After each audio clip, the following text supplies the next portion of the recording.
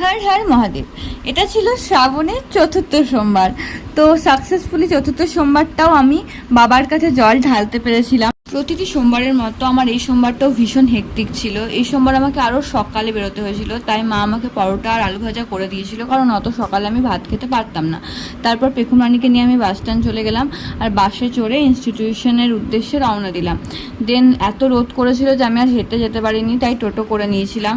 ইনস্টিটিউশনেও পৌঁছে গেছিলাম। ইনস্টিটিউশন হওয়ার পর মা আমাকে টিফিন ভরে দিয়েছিল, সেটা খেয়ে নিয়ে আমি বাসে চেপে গেছি। বাট বাসে চাপাটাই আমার কাল হয়েছিল। মানে এই মিছিলটা শেষ হতেই চাইছিল না। প্রায় 1.5 থেকে 2 ঘন্টা বাস জার্নি করেছি।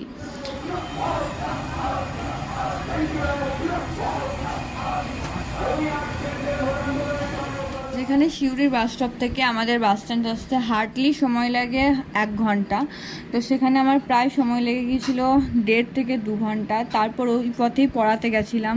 এত এক্সস্টেড ছিলাম, মানে এতটাই ক্লান্তি গ্রাস করেছিল আমাকে যে কি বলবো।